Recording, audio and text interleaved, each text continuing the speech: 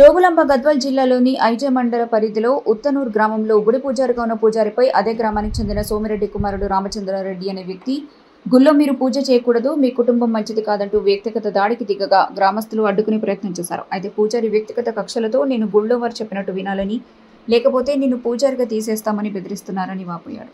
ఏదేమైనా ఇలా దాడికి దిగకుండా సామరస్యంగా ఆలయ కమిటీ వారితో చర్చించి సమస్యను పరిష్కరించుకోవాలని గ్రామస్తులు కోరారు.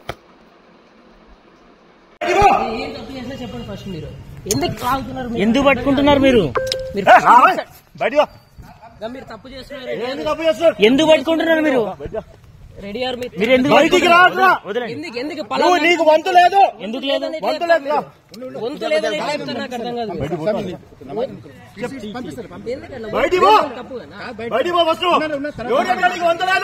వంతు లేదని ఎట్లా చెప్తారు? వంతు లేదని ఎట్లా తాతల కానీ చేస్తున్నారు. నీ క్యారెక్టర్ బట్టి లేదు. మీరు ఒకటే వర్షన్ నీ కుటుంబం నీ క్యారెక్టర్ తెలుసు. ఒకటే మాట్లాడి తప్పు బయటికి పోతావు. బయటికి పోతాను. వద్దు రెడ్డి గారు, నేను చెప్పినాను, ఫోన్ చేసి చెప్పినాను రావద్దు అని. నాకు వంతు ఉంది, నాకు పూజ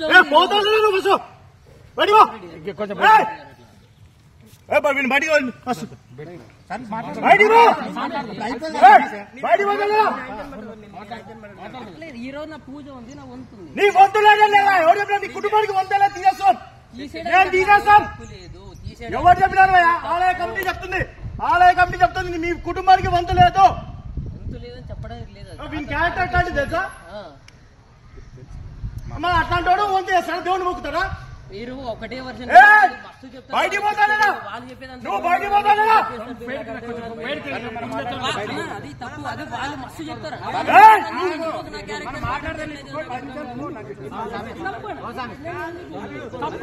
వాడు బయటికి తీసుకుపోండి ఫస్ట్. నిలబడినా నేను అది ఇట్లా ఇప్పుడే బయటికి పోతాడా?